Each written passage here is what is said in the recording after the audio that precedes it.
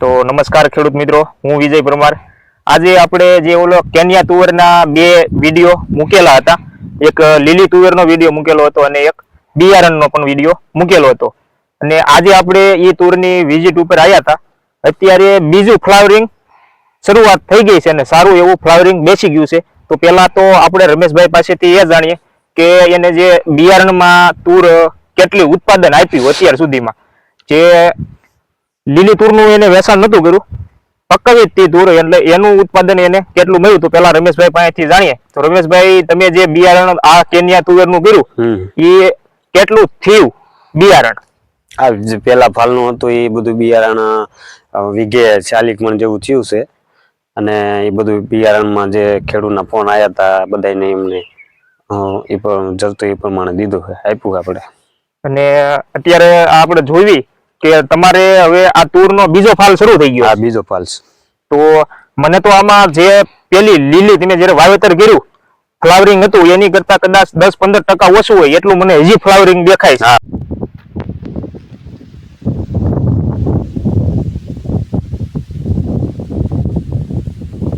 Flowering જોતા એવું લાગે સારું છે. તમારા અંદાજ મુજબ હવે ઉત્પાદન આમાં કેવું કરે બીજી વખત બીજા ફાલમાં?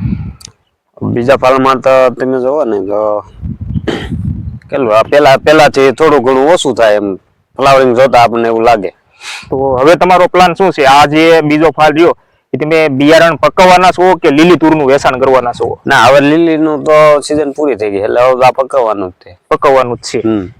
તો મેં આપણે એ પણ જોયું અને આ જે તમને અમારી બાજુમાં તુર દેખાતી છે આ તુરમાં કટિંગ નથી કરેલું. અને બીજી ઓલી સાઈડ ઉપર જે વીઘાનું તુવેર છે એમાં જ્યારે બિયારણ લેતા હતા ત્યારે એમાં કટિંગ કરેલું છે. તો રમેશભાઈ, એમાં થોડોક ડિફરન્સ છે, તમે ખેડૂતોને જણાવો કે કટિંગ કરેલામાં વધારે ફ્લાવરિંગ છે કે કટિંગ નથી કર્યું એમાં ફ્લાવરિંગ વધારે છે? એટલે થોડોક ફેર છે. કટિંગ કરેલું હોય એમાં ફૂટ તુરની જાજી નીકળે અને આમાં તો એથી ઓછી થોડીક છે, એટલે આમ કે ફેર થોડો ઘણો છે. એમ પેલા એમાં સારું છે અને આમાં થોડુંક ઓછું લાગે આપણને.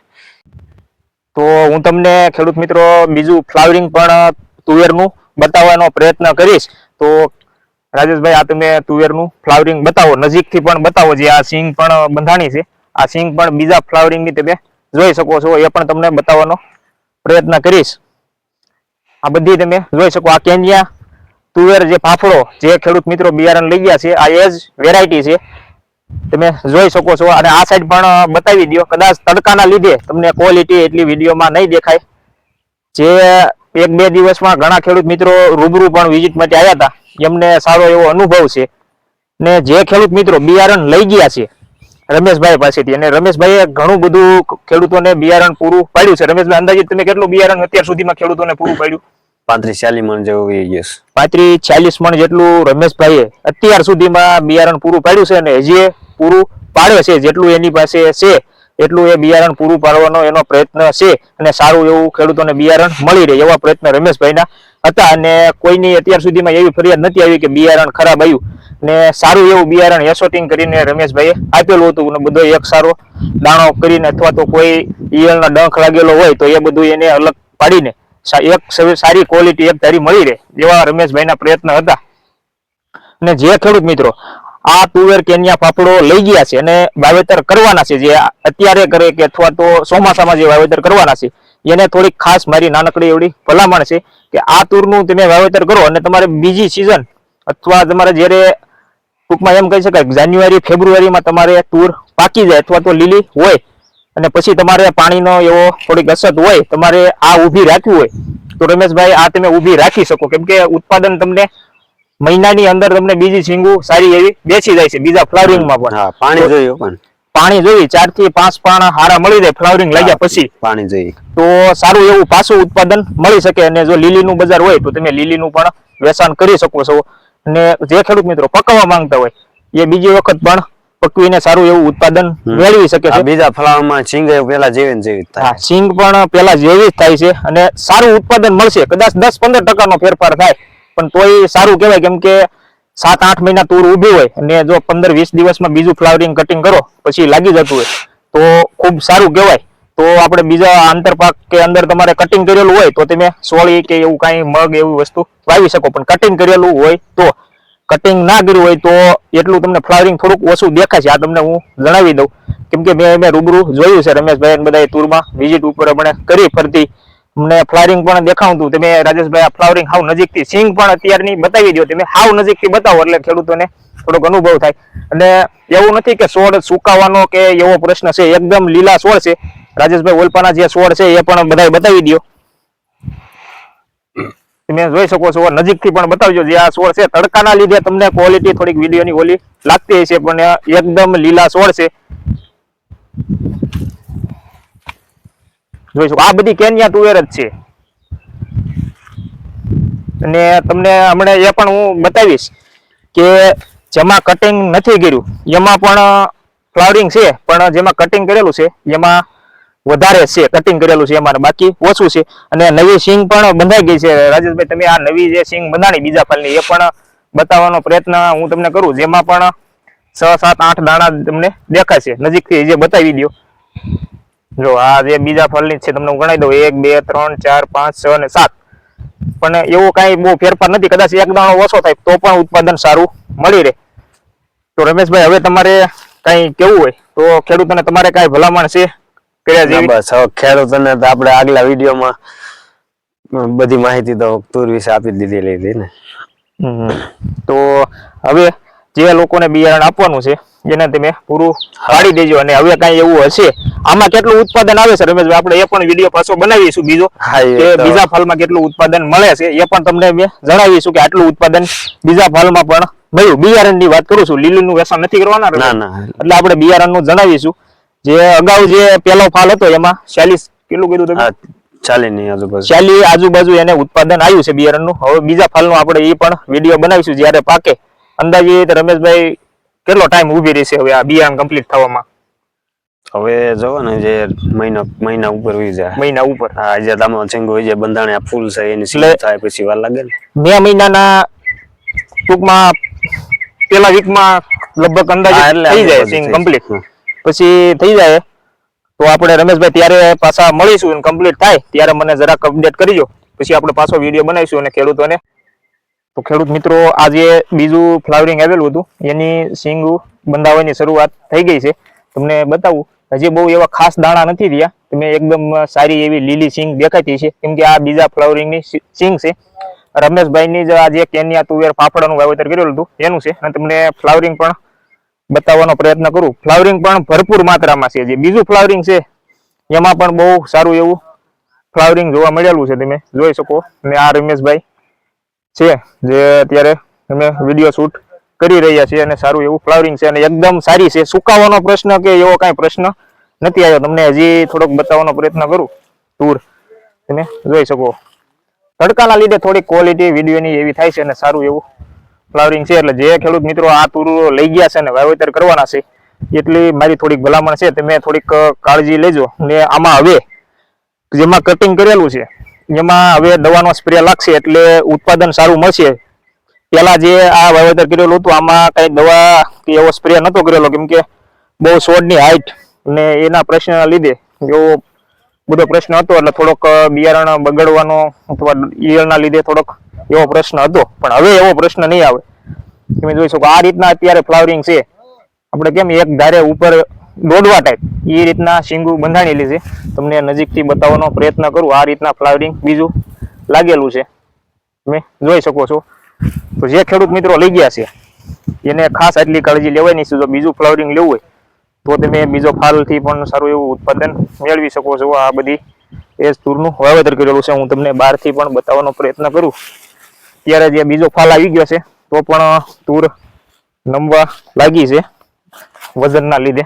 તમે જોઈ શકો આ બધું બીજું ફ્લાવરિંગ બહુ સારું એવું લાગી ગયું છે, જોઈ શકો તમે. તો ખેડૂત મિત્રો મેં તમને કીધું એ મુજબ આ તૂર જે છે આમાં કટિંગ કરેલું છે, એટલે આમાં થોડુંક ફ્લાવરિંગ અને ફૂટ તમને બે બતાવું. જો આમાં આ રીતના કટિંગ કરેલું હતું, તમે જોઈ શકો કટિંગ કરેલું. કોઈને એમ લાગતું હોય કે કટિંગ નથી કરેલું, હું તમને બતાવું. આ કટિંગ કરેલો છોડ છે અને તમે જુઓ આ ફૂટ થઈ અને તરત ફ્લાવરિંગ બેસી ગયું અને સિંગ પણ નવી બંધાઈ ગઈ છે. તમે જોઈ શકો આ બધી નવી જ ફ્લાવરિંગની સિંગું છે અને આટલું છે ફ્લાવરિંગ ભરપૂર માત્રામાં છે. તમને બતાવું. આ રીતના ઝુમકા ટાઈપમાં સિંગુ બેસે છે, તમે જોઈ શકો. આ બીજા ફ્લાવરિંગમાં પણ જેમાં કટિંગ કરેલું એમાં વધારે છે. આ બધું તમે જોઈ શકો, આ કટિંગ કરેલું જ છે. અને જે ઓલી સાઈડ આપણે પહેલા વિડીયોમાં બતાવ્યું એમાં કટિંગ કરેલું નથી. ને જે છોડની હાઈટ તમે જુઓ, કટિંગ કરી નાખ્યું છે તો પણ તમે છોડની હાઈટ જોઈ શકો છો. તમને હજી થોડોક બીજા છોડ બતાવવાનો પ્રયત્ન કરું. જે નવા ફ્લાવરિંગની શરૂઆત થઈ ગઈ છે અને સિંગ બંધાઈ ગઈ છે, તમે જોઈ શકો. જે ખેડૂત મિત્રોને આ તુરનું વાવેતર કરવાનું હોય, રમેશભાઈ પાસેથી બિયારણ મંગાવેલું હોય અથવા તો જો રૂબરૂ લેવા આવેલા હોય તો એને આટલી થોડી કાળજી લેવાની છે.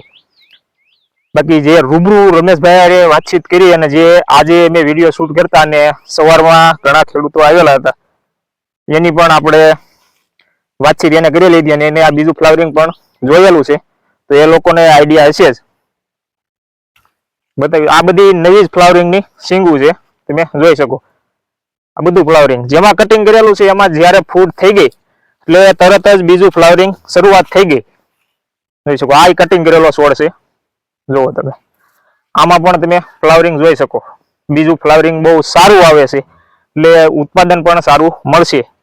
બાકી તમને એ પણ છોડ બતાવું કે જેમાં કટિંગ નથી કરેલું એમાં કેટલો ફેરફાર છે ફ્લાવરિંગમાં. તમને થોડોક અંદર જઈને મારો બતાવવાનો પ્રયત્ન છે. જો આ છોડમાં કટિંગ નથી કરેલું, તમને એમાં ફ્લાવરિંગ ઓછું દેખાતું હશે. ફ્લાવરિંગ છે પણ ઓછું છે, તમે જોઈ શકો. આ નવી સિંગુ છે પણ ફ્લાવરિંગ ઓછું છે આમાં પણ.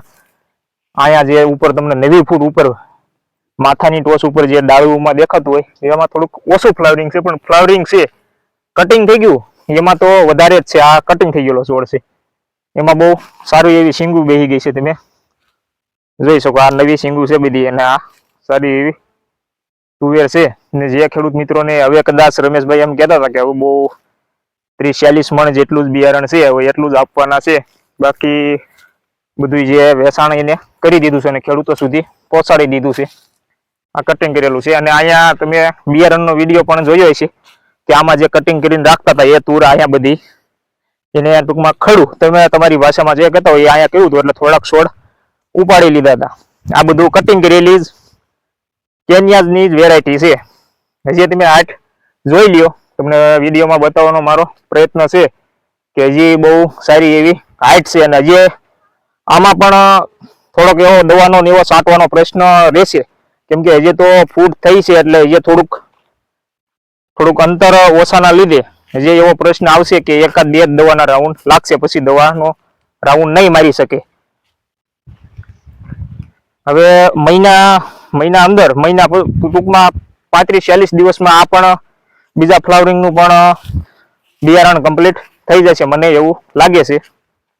તો આજના વિડીયોમાં આટલું. અને જે ખેડૂત મિત્રોને હજી બિયારણ લેવાનું બાકી છે ને ઘણા ખેડૂત મિત્રો એમ કીધું કે અમે 10-15 દિવસ પછી આવવાના છીએ, તો એ ખેડૂત મિત્રોને હું જણાવી દઉં કે આ વિડીયો તમારા સુધી પહોંચી જાય પછી તમારે રમેશભાઈને સીધો કોન્ટેક્ટ કરવાનો છે બિયારણ માટે. બાકી હવે બિયારણ નથી, કેમ કે બે જેને અલગ અલગ વીઘાના પ્લોટિંગ પાડેલા હતા એટલે બંને બિયારણ કમ્પ્લીટ થઈ ગયું છે અને 1 વીઘાનું પ્લોટિંગ એને પૂરું પણ પાડી દીધું છે. હવે બહુ ઝાઝું નથી, તો જે ખેડૂત મિત્રોને બાકી છે તે ઝડપથી રમેશભાઈનો કોન્ટેક્ટ કરી લેજો. અને બાકી હવે કાંઈ એવું હશે તો અમે જણાવીશું અને ચોક્કસ અમે આ બીજા ફાલનો પણ વિડીયો બનાવીશું. આ વિડીયો જે ખેડૂતોને મળે, જે ખેડૂતોને લખાવી દીધું છે અને લેવા આવવાનું બાકી છે, એ ખેડૂત મિત્રોને રમેશભાઈને કોન્ટેક્ટ કરીને ફરજિયાત એનો કોન્ટેક્ટ કરવાનો છે અને બિયારણ એનું લઈ જવાનું છે.